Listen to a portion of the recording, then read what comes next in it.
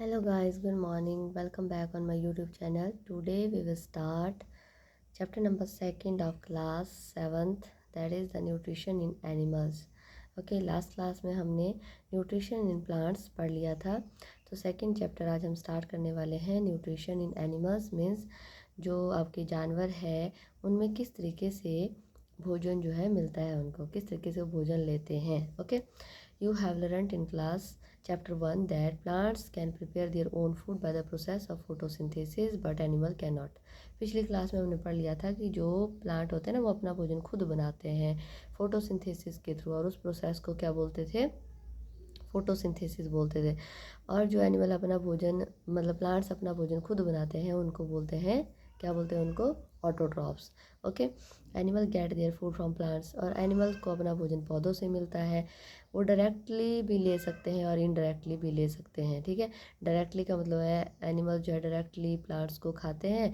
Indirectly का मतलब है किसी एनिमल ने प्लांट को खाया और एनिमल को फिर से एनिमल ने खाया.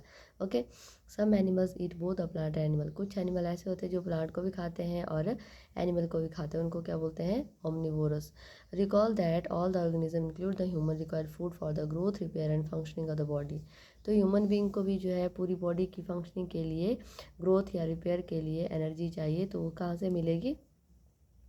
फूड से मिलती है. ठीक है, animal nutrition include the nutrients requirement, mode of intake of food and its utilization in the body. तो जितने भी जानवर होते हैं ना उनमें जो न्यूट्रिशन होता है वो सारी रिक्वायरमेंट उनको भोजन से मिलती है, और वही भोजन उनकी बॉडी में यूटिलाइज होता है, उनको एनर्जी देता है. क्लास 6 में आपने पढ़ा था कि फूड में बहुत सारे कंपोनेंट होते हैं, तो उनको रिकॉल करते हैं एक बार. कौन कौन से पढ़े थे? Carbohydrate, fat, vitamin, protein and minerals. Okay, and ये जो कंपोनेंट होते हैं फूड के, सच एज कार्बोहाइड्रेट, ये कम्प्लेक्स सब्सटेंस है. कम्प्लेक्स का मतलब है इसको बॉडी एकदम से एब्जॉर्ब नहीं करती है. This complex substances can not be utilize as much. जैसे बॉडी इनको यूज़ करना चाहे तो जैसे आप इसको इनटेक करते हैं वैसे नहीं ले सकती. So they can broken down into simpler substances. तो वो छोटे छोटे पीसेज में कन्वर्ट हो जाता है. The broke down of complex component of food into simpler substances called digestion. तो उस प्रोसेस को क्या बोलते हैं? डाइजेशन. जब आपका कम्प्लेक्स फूड जो है सिंपलर सब्सटेंसेस में कन्वर्ट होता है, मतलब कोई बड़ी चीज़ आपने खा लिया, उसको टुकड़े टुकड़े करके छोटे पीसेज में कन्वर्ट हो गई, उसके बाद आपकी बॉडी के एंजाइम उनको और छोटे पीसेज में या पार्टिकल में कन्वर्ट करता है, फिर बॉडी उनको एब्जॉर्ब करती है. ओके, उस प्रोसेस को बोलते हैं डाइजेशन. फिर आता है different way of taking the food. तो आपकी बॉडी जो है किस किस तरीके से भोजन लेती है, या फिर अदर एनिमल जो है कैसे भोजन लेते हैं. The mode of taking food into the body vary in different organism. Bees and humming birds they suck the nectar of the plant. देखो, आपकी मधुमक्खी है और हमिंग बर्ड होता है. ठीक है, वो जो है क्या करते हैं? शक करते हैं. मतलब जो नेक्टर होता है प्लांट के अंदर, प्लांट के अंदर नेक्टर का मतलब होता है कुछ ऐसा मीठा सा लिक्विड होता है फूलों के अंदर. ठीक है, तो उनको वो शक करते हैं. इन्फेंट ऑफ ह्यूमन एंड में, जैसे ह्यूमन के बेबी होते हैं तो वो क्या करते हैं? मदर मिल्क को शक करते हैं. ठीक है, फीड करते हैं. And snake like the python swallow the animal they are prey upon. तो जो स्नेक होता है वो पूरा ही खा जाता है किसी जो भी उनका जो प्रे होता है. Some aquatic animal filter any tiny food particle floating near by and feed upon them. और जो पानी में रहने वाले एनिमल होते हैं वो फिल्टर करके खाते हैं दूसरे ऑर्गेनिज्म को. ठीक है, तो ये डिफरेंट वे है to take the food. And what is the type of food and mode of feeding of the nutrition? Write down the observation given table and find the list of mode of the feeding given upon the table. That is helpful. तो ये table दिया हुआ है, इसमें देखना किस तरीके से एनिमल और उनके काइंड ऑफ फूड और मोड ऑफ फीडिंग दी है. तो मोड ऑफ फीडिंग यहाँ पर दी हुई है, यहाँ पे भी दी हुई है. ठीक है, तो आपने देखना है कि किस तरीके का फूड वो लेते हैं. तो स्नेल होती है ना, वो बेसिकली सॉफ्ट फूड लेती है, और ओमनिवोरस टाइप होती है, मतलब दोनों चीज़ें खाती है ये. मतलब ये आपकी जो प्लांट्स पार्ट है वो भी खा लेती है, कोई एनिमल होगा उसको भी खा लेती है. तो मोड ऑफ फीडिंग इसमें क्या आएगा? स्क्रैपिंग या फिर चुइंग आएगा इसमें. तो क्योंकि इनमें भी टीथ होते हैं पर हमारे को दिखाई नहीं देते, बहुत छोटे छोटे होते हो. और आंट जो है हार्ड और सॉफ्ट दोनों चीज़ें खाती है, और ये ओमनिवोरस होती है, दोनों चीज़ें. अगर आप आंट को रोटी दोगे तो वो भी खा लेती है. ठीक है, या फिर इनको कोई दूसरा एनिमल मिल जाता है तो उसको भी खा जाती है, तो ये ओमनिवोरस में आती है. और इसमें भी आपके च्युइंग आती है. ठीक है, स्क्रैपिंग भी और च्युइंग भी आती है. और ईगल, ईगल आपने देखा होगा तो वो क्या करती है, जिसे पूरा जानवर पड़ा होगा तो उसको उठा करके उसके पीस पीस करके खा जाते हैं, तो कार्निवोरस टाइप की होती है. ठीक है, और लाइस जो जुएँ होती है वो सिर में, वो कार्निवोरस होती है और शक करती है ब्लड को वो. और हाउस मॉस्किटो जो होता है मॉस्किटो कैसा होता है, वो जो है शक करता है, और जो प्लांट पार्ट्स को भी खाता है, ब्लड को भी लेता है और शक करता है, चूसता है उसको, ठीक है। बटरफ्लाई वो जो है नेक्टर को लेती है बेसिकली, और साइफनिंग, साइफनिंग का मतलब होता है किसी चीज़ को चूसना, ठीक है। उनके मुंह के अंदर जो है इस तरीके का एक पार्ट होता है, आपने देखा होगा बटरफ्लाई में ऐसे होता है उनके, ऐसा लगता है कि उनकी नाक है वो, ठीक है। ऐसी इस तरीके की स्ट्रक्चर होती है, लंबी जैसी ट्यूब होती है, और वो जो ट्यूब होती है वो उस फ्लावर के अंदर या प्लांट के अंदर डालती है और उसको शक करती है नेक्टर को। हाउस फ्लाई के पास जो है कुछ इस तरीके की स्ट्रक्चर होती है, देखा होगा मक्खी कभी आपने ध्यान से, तो उसके नाक के पास इस तरीके की स्ट्रक्चर होती है, और वो साइफनिंग बोलते हैं उसको, जिसके हेल्प से मतलब इस जिस तरीके से वो भोजन इनटेक करती है उसको बोलते हैं साइफनिंग, ठीक है। तो ये था आपका mode of food and type of food. तो नेक्स्ट है स्टारफिश के बारे में। स्टारफिश बोलते हैं इसको, स्टार की तरह दिख रही है, फिश है ये, ठीक है। स्टारफिश बेसिकली फिश नहीं होती है ये, पर ये इसको बोला जाता है starfish. Starfish feed upon the animal covered by the hard shell of the calcium carbonate. अगर आप इसकी बॉडी देखोगे तो ये कैल्शियम कार्बोनेट से बनी होती है। आफ्टर ओपनिंग द शेल, जैसे ही अपना शेल ये ओपन करती है, starfish pops out its stomach through its mouth to. यहाँ पर जो है ना, यहाँ पर इसका स्टमक होता है और यहीं पर छोटा सा इसका माउथ होता है, ठीक है। उसका माउथ अंदर धंसा होता है, जैसे ही इसको मतलब कुछ खाना है इसने, तो एकदम से इसको मुंह को बाहर की तरफ करती है ये, और जो भी इसके सराउंडिंग में कोई सॉफ्ट एनिमल आता है तो उसको वो इनटेक कर जाती है। The stomach then goes back into the body and food is slowly digested, और भोजन जो है उसका बॉडी में स्लोली डाइजेस्ट होता है। अब आता है डाइजेशन इन ह्यूमन बीइंग में कैसे डाइजेशन होता है, तो हमारी बॉडी में इस तरीके की स्ट्रक्चर होती है बेसिकली, ठीक है। तो ये हमारा माउथ है, ये नोज़ है, और ये हमारा टीथ दिख रहा है इधर, और यहाँ से हमारा खाना जाता है, और यहाँ पर दो पाइप दिख रही है, ये आपकी जो है जो सांस वाली पाइप है, और ये आपकी फूड पाइप है। और फूड पाइप देखो यहाँ पे कितने सारे पार्ट बने हुए हैं, ठीक है। इसको स्टमक बोलते हैं, और इसके आगे जाता है तो ये जो है आपका आपके इलियम और ज्यूजनम आते हैं, और उसके आगे ये स्मॉल इंटेस्टाइन है, ये लंबी जैसी ना स्मॉल इंटेस्टाइन, और उसके आगे ये आपकी लार्ज इंटेस्टाइन है, और लार्ज इंटेस्टाइन जो है आगे चल करके ये यहाँ पर ख़त्म होती है, रेक्टम बोलते हैं इसको, यहाँ से वेस्ट मटेरियल बॉडी से बाहर जाता है। और इसके साथ आपकी जो डाइजेस्टिव सिस्टम होता है उसमें एक्सेसरी पार्ट जुड़े होते हैं। एक तो आपका लीवर है, बहुत इंपॉर्टेंट पार्ट है ना। लीवर के साथ जो है गॉल ब्लैडर होता है, ये बल्ब की तरह स्ट्रक्चर होती है, यहाँ पे पाइप होती है छोटी सी लगी हुई, इससे गॉल ब्लैडर का जूस जो है आपके भोजन में मिक्स होता है। और इसके साथ यहाँ पैनक्रियाज होता है, पैनक्रियाज इसको लीफ लाइक स्ट्रक्चर बोला जाता है, और ये भी बहुत इंपॉर्टेंट रोल प्ले करता है आपके फूड में, जो भी प्रोटीन वगैरह होती है उसको डाइजेस्ट करने में, ठीक है। तो चलो देखते हैं। We take a food through the mouth, कहाँ से भोजन लेते हैं हम, माउथ से फूड लेते हैं, ठीक है। और रेस्ट एंड यूटिलाइज इट, फिर उसके बाद आपकी बॉडी में रेस्ट होता है और आपकी बॉडी उसको यूटिलाइज करती है। The unused part of the food is defecated, तो जो पार्ट आपकी बॉडी में यूज़ नहीं हुआ उसको डिफीटेड मतलब बॉडी से बाहर निकाल दिया जाएगा। Have you ever wonder that happen to food inside the body, तो क्या आपने सोचा है कभी कि आपके भोजन का आपकी बॉडी के अंदर क्या होता है। The food passes through the continuous canal, तो ये जो कैनाल है ना, कैनाल का मतलब होता है एक पाइप जैसी स्ट्रक्चर, इसके अंदर आपका भोजन जो है कंटिन्यूसली जाता रहता है। It began at the buccal cavity and and at the anus, तो बक्कल कैविटी यहाँ से स्टार्ट होता है और एनस के ऊपर ख़त्म होता है। Buccal canal can be divide into the various compartment. So first one है बक्कल कैविटी, फूड पाइप और ओइसोफेगस, उसके बाद है ये फूड पाइप, इसको ओइसोफेगस भी बोलते हैं। थर्ड पार्ट है stomach, next one is a small intestine, ठीक है। उसके बाद आता है large intestine, ending in the ये रेक्टम है और ये एनस है। It is not a very long path, is it not a very long path, तो क्या आपको लगता है कि ये जो है कोई लंबा पाथ नहीं है, बहुत लंबा होता है, क्योंकि ये आपकी जो है आपकी जो है 4 या 5 मीटर की ये होती है, 2 या 3 मीटर की ये होती है, ठीक है। तो मीटर के हिसाब से लगा लो कितनी लंबी हो गई। These parts together form the alimentary canal digestive tract, तो ये पूरा पाथ जो है एक डाइजेस्टिव ट्रैक बनाता है। Food component gradually get digested as food travel through the various compartment and the inner wall of the stomach and the small intestine and the various glands associated with the canal such as the salivary gland and the liver and the pancreas secrete digestive juices and the digestive juices convert the complex substances of food into the simpler one। तो आपका जो भी भोजन होता है वो सबसे पहले आपके माउथ में जाता है और यहाँ पे आपके स्लाइवरी ग्लैंड होते हैं।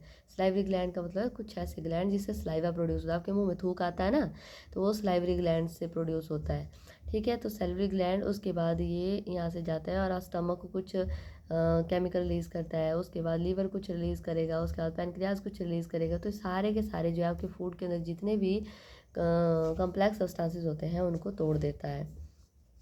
The digestive track and the associated gland together constitute the digestive system. तो पूरा डाइजेस्टिव ट्रैक और उसके साथ ग्लैंड ये सारे मिल करके डाइजेस्टिव सिस्टम बनाते हैं।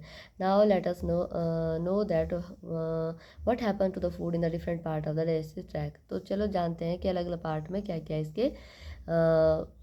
इसके बाद जो है इसके साथ फूड के साथ क्या क्या होता है। ठीक है, the mouth and the buccal cavity. तो सबसे पहले माउथ और बकल कैविटी का ही करते हैं, क्योंकि यहीं से आपका फूड मुंह में आपकी बॉडी में एंटर होता है। Food is taken in the body through the mouth and the process of taking food into the body is called the injection. तो सबसे पहला प्रोसेस जिसके थ्रू आपका भोजन आपके मुंह में आप लेते हो उसको बोलते हैं इंजेक्शन। ठीक है, तो इससे पहले थोड़ा सा यहाँ देख लेते हैं टीथ के बारे में। सबके जो है परमानेंट टीथ आगे होंगे, milk teeth and the permanent teeth.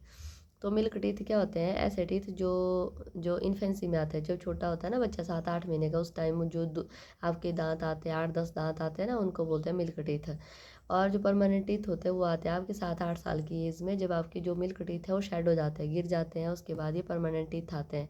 Permanent teeth अगर एक बार टूट जाते हैं तो फिर दूसरी बार नहीं आते हैं। ठीक है, due to Do you remember that falling of your teeth some year ago? The first set of the teeth has grown during the infancy and they fall off at the age of the 6 to 8, and these are termed the milk teeth. And the second set of the replace them in the permanent teeth, and the permanent teeth may last throughout the life as fall during the old age due to the some dental disease. तो यही मैंने आपको अभी बताया कि जो milk teeth होते हैं वो आपके 6 से 8 महीने के टाइम में आते हैं, और उसके बाद जो आपके परमानेंट टीथ होते हैं वो मिल्क टीथ के गिरने के बाद आते हैं। तो परमानेंट टीथ आपकी एज के हिसाब से गिरते हैं, या फिर आपको कोई डेंटल डिजीज़ हो जाता है तब गिरते हैं। ओके, तो आपके जो परमानेंट टीथ होते हैं बेसिकली वो कितना नंबर होता है उनका? 32 होता है, पर कईयों में ये 30 भी होता है। और जो मिल्क टीथ होते हैं ना, मिल्क टीथ आपके 10 या 12 होते हैं। ठीक है, मिल्क टीथ जो है 10 या फिर 12 होते हैं। नेक्स्ट वन है Bujo is fascinating by the highly quite small intestine seen in the figure 2.2, and he wanted to know that the length. Would you like to make the wild gauze? And what we have given the approximate length in the page 16, and just imagine how such a long structure is accommodated in the small space within our body. तो वो जो बोल रहा है कि इतनी complex structure को देख के मुझे हैरानी हो रही है कि हमारी बॉडी में इतनी कम्प्लेक्स और क्वाइल्ड स्ट्रक्चर होती है। तो ये बोलता है कि मैं जानना चाहता हूँ कि कितनी लंबी होती है। ठीक है, और ये जो इतनी लंबी स्ट्रक्चर होती है हमारी बॉडी में फिट कैसे आती है? तो देखो ये बिल्कुल रस्सी की तरह पड़ी होती है, जिसकी वजह से ये छोटे से पेट के अंदर फिक्स हो जाती है। ठीक है, we chew the food with the teeth and break it. हम भोजन को दांत की हेल्प से चबाते हैं और फिर वो टूट जाता है। It down mechanically into the small pieces and each tooth is rooted in the separate socket in the gums। फिर आपके दांत उसको चबाते हैं, फिर वो आपके जो दांत होते हैं ना वो सॉकेट के अंदर होते हैं। ये आपका दांत है ना, सॉकेट ये बाहर से गम से बना होता है। ठीक है, सॉकेट बना होता है उसके अंदर होते हैं, और हर एक दांत के लिए अलग अलग सॉकेट होता है। ठीक है, गम में सॉकेट बना होता है ना। And our teeth vary in appearance and perform the different function. हमारे जो दांत होते हैं ना वो शेप में भी वेरी करता है, फंक्शन भी इनका वेरी करता है। मतलब आपके कुछ दांत एक जैसे होंगे, कुछ दांत एक जैसे होंगे, 4 तरीके के सेट होते हैं। ठीक है, आगे के 4 वो एक तरीके के होते हैं, उसके बाद जो है 2 दांत अलग तरीके के होते हैं, उसके बाद 4 दांत अलग तरीके के, उसके बाद जो है 6 दांत अलग तरीके के होते हैं। ठीक है, तो ये एक साइड का बनाया हुआ है, मान लो ये नीचे का बनाया है, ऐसे ही ऊपर भी होंगे। According to they given the different name. तो इसी के हिसाब से इनको नाम भी दिया गया अलग अलग। तो सबसे आगे वाले जो दांत होते हैं 4, इनको बोलते हैं इंसीजर। उसके बाद जो साइड वाले दांत होते हैं जो पॉइंटेड जैसे होते हैं, जिनसे आप कोई धागा वगैरह भी काटते हो या फिर आप कोई चीज़ फाड़ते हो, तो इनको बोलते हैं कैनाइन्स। उसके बाद आते हैं प्रीमोलर, ये हम अपनी लैंग्वेज इनको दाँठे बोलते हैं ना, छोटी छोटी होती है। उसके बाद आते हैं मोलर, ये बड़ी बड़ी होती है और 6 होती है। ये एक दोनों मतलब एक जॉ में, एक जबड़े में ये 6 होती है। ठीक है, wash your hand, look into the mirror and count your teeth. तो आप अपने दांतों को शीशे में काउंट भी कर सकते हो। पहले अपने हाथ आपने धोने हैं, फिर आपने मिरर लेना है और अपने दांतों को देखना है। Use your index finger to find the teeth and how many kind of teeth would you be find. तो कितने तरीके के दांत आपको दिखते हैं? Take a piece of an apple और the bread and eat it. तो आपने क्या करना है, एक एप्पल का पीस लेना है या फिर ब्रेड लेना है, फिर आपने उसको चबाना है। Which teeth do you use the biting and cutting. तो कौन सा टीथ आप जो है बाइट लेने के लिए और कट करने के लिए लेते हैं? तो बाइट करने के लिए बेसिकली इन सीजर को लिया जाता है ना, और कट करने के लिए आपके कैनाइन को यूज़ किया जाता है। उसके बाद च्यू करने के लिए और आपके जो है ये प्री मोलर और मोलर यूज़ होते हैं। And also find out the some of the use for chewing and grinding. Grinding का मतलब अच्छे से चबाने के लिए। Recall the observation in table 2.2। अब देखो इसको याद करने के लिए एक फार्मूला होता है ICPMM, ठीक है। आई का मतलब इंसीजर, कैनाइन, प्रीमोलर, मोलर, इस तरीके से याद रखना ICPMM। ओके, तो ये इसको याद करने का तरीका है। तो सबसे पहले इंसीजर आता है जो सबसे आगे वाले फ्लैट टिथ होते हैं आपके। Number of teeth lower jaw and upper jaw total. Cutting and biting teeth देखो यहाँ पर दिया हुआ है, कटिंग और बाइटिंग टिथ ये आपके इंसीजर। लोअर जॉ में कितने होंगे? 4। अपर जॉ में कितने होंगे? 4। And pricking and the tearing teeth, तो ये है 2 इधर है, 2 ही ऊपर होंगे। तो लोअर जॉ में भी 2 है, 2 अपर जॉ में होंगे, ठीक है। च्यूइंग एंड ग्राइंडिंग टिथ, तो ये च्यूई और ग्राइंड करने के लिए होते हैं। तो ये कितने हैं? 2 ये है, 3 3 3 6 है, 6 2 8 8 8, ठीक है। कितने बने? 8 9 10 11 12 13 14, 14 इधर हो गए, ठीक है। कितने बन गए? सारे 28 हो गए टोटल ये, ठीक है। तो कईयों में जो है इसके बाद भी एक एक टीथ यहाँ पर आता है, तब ये फिर 4 टीथ और बढ़ जाते हैं, फिर 32 हो जाते हैं, ठीक है। तो इस तरीके से इसको 8 लिखेंगे, इसको 4, यहाँ पर 16, ठीक है। Our mouth has a salivary gland which secrete the saliva. Do you know the action of saliva on the food? Let us find out. तो हमारा जो माउथ होता है वो सलाइवा सिक्रेट करता है। तो इस सलाइवा का हमारे भोजन के ऊपर कैसा असर पड़ता है, तो इसके बारे में हम एक्टिविटी के थ्रू इसको फाइंड आउट करेंगे, ठीक है। तो ये जो एक्टिविटी है ना हम नेक्स्ट क्लास में करेंगे। यहाँ तक मैंने आपको पढ़ा दिया, ठीक है। तो आपने जो है शीशे में अपने दांत देखने हैं और उनको जो है अच्छे से देख के फाइंड आउट करना है कि कौन सा इंसीजर है, कौन सा कैनाइन है, कौन सा प्रीमोलर है और कौन सा मोलर है। ओके, और इसके साथ साथ आपने इसके बारे में भी आप सर्च कर सकते हैं कि आपकी जो स्मॉल इंटेस्टाइन है वो कितनी बड़ी होती है, लार्ज इंटेस्टाइन कितनी बड़ी होती है, ठीक है। और आपका फूड जो है वो इसोफेगस के थ्रू स्टमक में जाता है, तो स्टमक कैसी स्ट्रक्चर होती है। ओके, तो ये थोड़ा बहुत हमने आपको बता दिया। आई होप आपको मेरी क्लास समझ आ गई होगी। इससे आगे वाला टॉपिक हम नेक्स्ट क्लास में करेंगे। Thank you. Please watch my channel and watch my each and every class. अगर आपको कोई भी दिक्कत आती है या फिर कोई आप सजेशन देना चाहते तो please like share and comment on my videos. Okay, thank you.